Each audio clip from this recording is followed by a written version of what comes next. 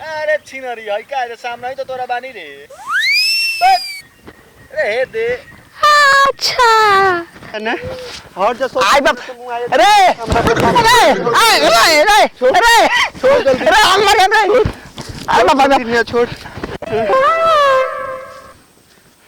क्रिया खाता नहीं ए अपन कान पकड़ के क्रिया खा आपन। हां त मेरा के कान पकड़बो ठीक भाई मुखिया जी जाय दी।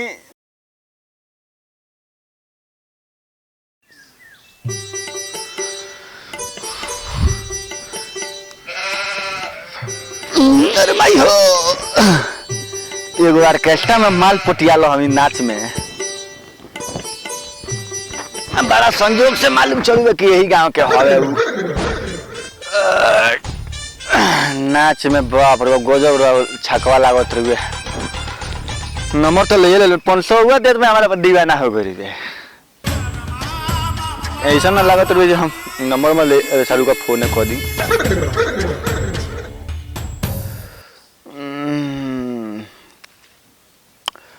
99 312 आ चप्पल जूता 18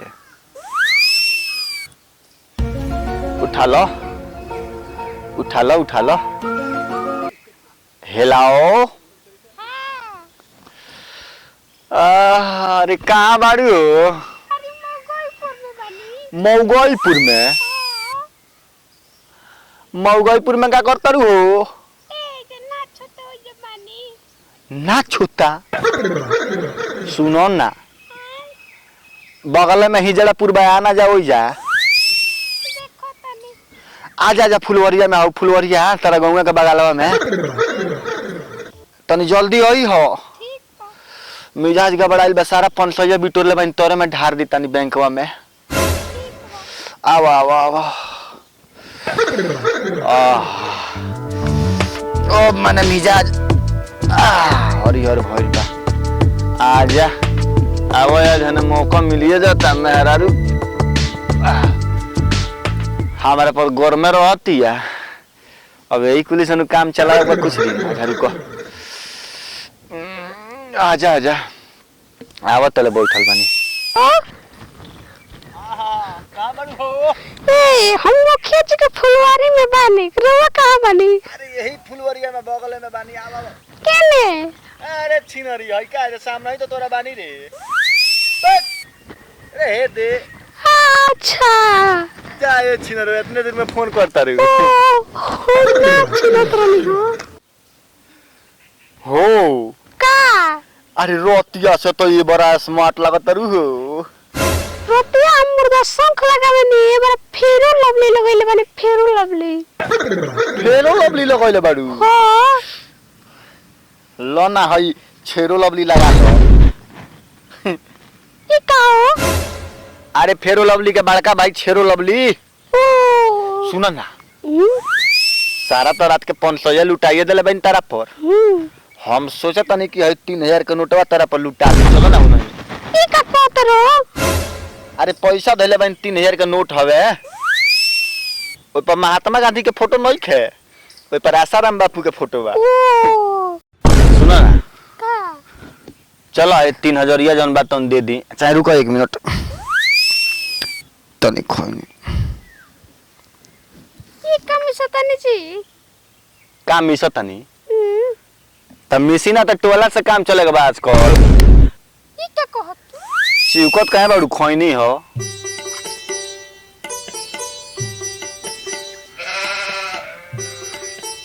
चलो मूड बन गइल और तरह का एथी करे में मजा आई तेरा पर जन लो दिल दीवाना हमार हो गया है हो गया चप्पल पल्ला पहन लू हो नहीं पहन के हमार चप्पल पहन लो ना तो तारा में गोड़े लगी खूंटी तो मान लो जब नहीं खूंटिया गोड़ जाई तो हम अपन खूंटी केने हलाए चलो है ने दिन भर का जने कहाँ कहाँ खा के चल जाता नहीं आए लागत काम धंधा के कोनो चाव चिंता नहीं खे आही बाल ई कावना रानी के साथ सोटल बानी आए कुछ बुझाते नहीं के हमरा कौन रानी आई रही आए?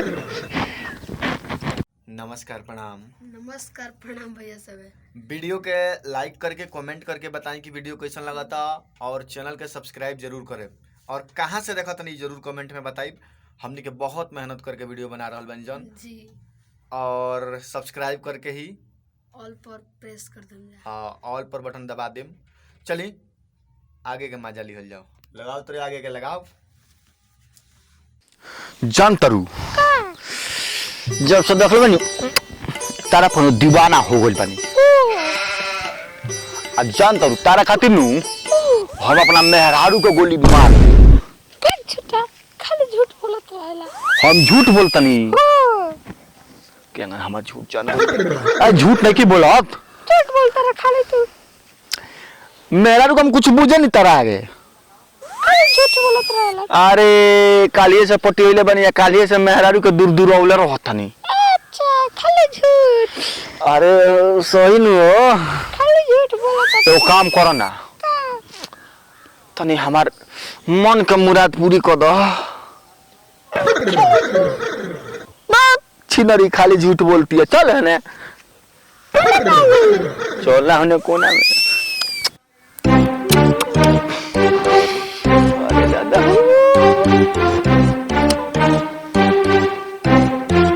अब ठीक बाड़ू नु दिमाग हमार खुश कर देलू तू। ई कौना रानी के रोकले बानी यार और इतने तो हमारे भतार के रोकले बड़े यार ना छाका के रोकले बानी यार। बताई ओकरा में कौन स्वाद मिलता है जोन हमरा लगे नहीं है। ए छाका के रोकले बड़े तू आए सुन बात समझ का सुन देखिए कि हमार बीपी हाई हो गई बा। आए पहले बात सुन कह देख और देख जनाती न तो मार के तरका फाड़ दे। देख पहले हमार बात समझ।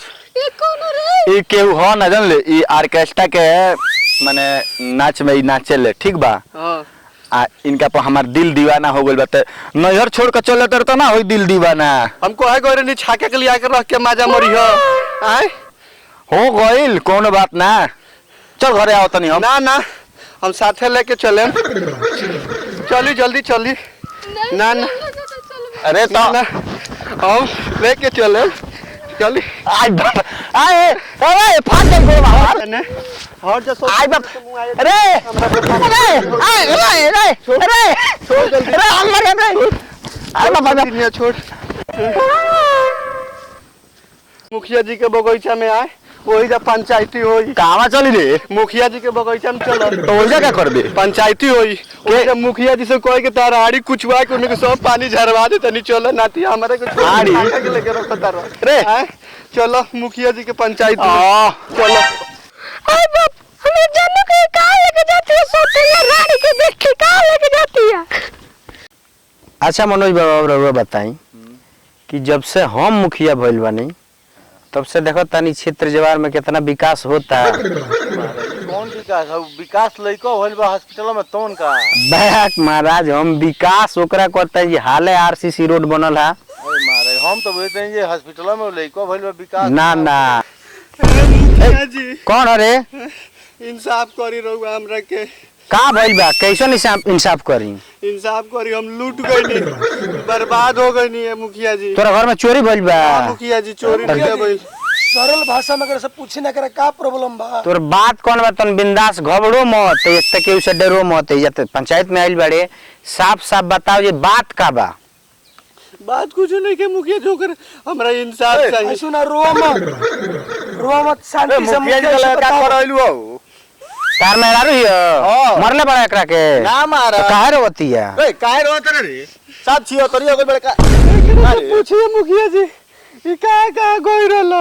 हम कहां गइल नी रे मुखिया जी छक्का मारे तो जाके। छक्का मारल तो बढ़िया बात बा। क्रिकेट खेलता तो मैं छक्का ना मारी चौका ना मारी तो सोचे तरु जी आउट होके घरे आके बैठ जाओ। नहीं मुखिया जी हाँ। छक्का नहीं और छक्का यह बात तो समझे के बाकी कौना छक्का के बारे में कहती है। अब बताएं जे ऐसन जनरेशन आ गई जे आजकल के लइकन के कोने का और तो नजर मारे देखा वो कौन सा खवाई बा। है कौन आइल बे? ई कौन है? दुनिया के रोक ले बे मुखिया जी। मुखिया जी दुनाली चलाओता दुनाली। ए मुखिया जी ई का सुने के मिलता हो? ए मुखिया जी हमारा समझ में अरे कहां घर रे तू मिला गेल नाती के बेटा। ए मर तारा के अंदर बड़ा निमन आदमी हम बुझत नहीं है गांव जवार में सबे तार इज्जत कदर करेला। ऊपर से निमन हुआ लेकिन भीतर से गलत काम करता रहा ना। के हो ए रउआ के एथी में कह का नाती के बेटा मिला गेल। भुला गइलो। बाबू सुनो, ये पंचायत को हम सरपंच हई, इतना सुंदर तरह औरत मिलल बिया, उ तो है एकरा ही के छोड़ के तू बताओ एगो छक्का के फेरे में पड़ बड़ा, कितना मूर्ख तू आदमी बड़ा। आय बताओ रोज मिलल बिया मुखिया जी। अच्छा भाग भाग भाग तब साइड रह। बताओ रोज मुखिया जी को लगे बिया। क्षमा चाहतनी सरपंच जी, 500 रुपया का दे दो। ई दीवाना हो गइल हमारा पीछे। ना चाहिए रुए ए मुखिया जी, अपना गांव में ना चाहिए रुए। हां हां 500 रुपया का उड़ा दो, एकदम दीवाना हो गइल बिया। नंबर दे दो ये मुखिया जी रहुआ बताई जी 500 रुपया को छक्का के पीछे खर्चा कोले बड़े, अपना परिवार के ऊपर खर्चा कर रहता है, अपना मेहरारू के ऊपर खर्चा कर रहता है, तो कितना नहीं मिला। सही बात बा। ये दुनिया में केहू अपन नहीं खेगो मेहरारू के छोड़ के। चले मुखिया जी, हमरा के ज्ञान दे धनी। अब हेकरा से पीछे छोड़वा दी हमरा के। ए मुखिया जी एंगा मत मानी जी इनकरा के कहीं के पहले कसम खास दोनों कान पकड़ के कि बार से मेहरारू का अपना छोड़ के छक्का को लगे ना जाए। ये इंसाफ चाहिए मुखिया जी। क्रिया खा, तू क्रिया खा। क्रिया खाता नहीं। ए अपन कान पकड़ के क्रिया खा। आपन हां तो मेहरारू के कान पकड़बो। ठीक बा मुखिया जी, जाय दी। अच्छा क्षमा करी। आज के बाद तारा मेहरारू के कोनो दिक्कत प्रॉब्लम ना होके के चाहिए ना होई। आ एकरा फिर दोबारा पंचायत में ना आवे के चाहिए कोनो कीमत पर। हमें पंचायत के सरपंच हैं, हां मुखिया जी बहुत बहुत कम भेटा है। अभी भी तोरा प्रॉब्लम होके तो डायरेक्ट हमार लगई है। ठीक बा सरपंच जी। ऐसा ऐसा आदमी के सुधारे को हम जानी ले।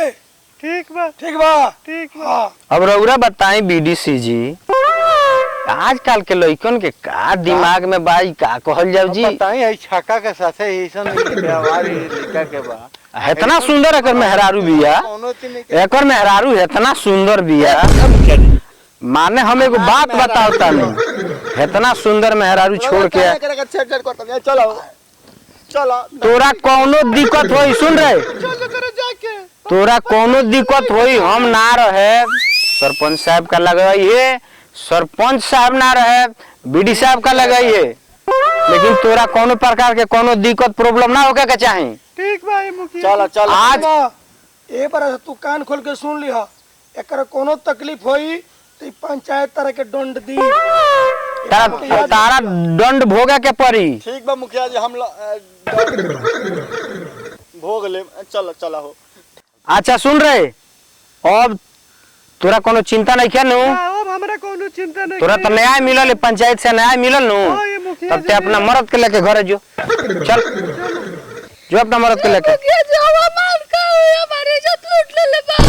सरपंच साहब रउरा बताई जब हेकरा बारे में हम का करी। अच्छा तो सोचे के मान ली मुखिया जी सोचे के तो पड़ी न, वो इंसान हो रहल के भगवान ये जन्म में ओकरा के दे देले बड़ी संची जी ओकरे बारे में सोचे के पड़ी। जी तो काम करे मुखिया जी, जी ये कनी के वो संस्था बा, जी वो संस्था से संपर्क कइल जा आ वो संस्था में अगर के भेज दिया जा जी। जहाँ जाके एकरो गुजर बसर हो सको अपन पेट पाल सको। एकरा बारे में रउआ लोगन दोनों जना कोनो अच्छा निर्णय निकाली, हमरा के बताई जो हम ओकरा से संतुष्ट हो जाई, आ एकरो कोनो ना कोनो उपाय कर दिहल जाए। मुखिया जी ऐसा आदमी सबने कम बतियाइले जी रउआ लगे आइल बा, जी एकरा से कह दी काल परसों संपर्क करो आ ओकरा पहिले एकरा मिले से पहिले हमनी के संपर्क कर ले तनी सो आ बोला के आ साथे भेज दियो अपन संस्था में। चल ठीक बा जो ते काल है ये। ठीक बा मुखिया जी। चल जो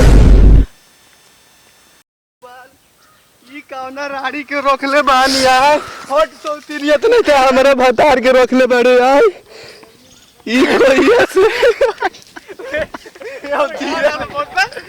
गड़ा दे राड़ू ने तो मुंह आए दे। आई बा रे ये तो हां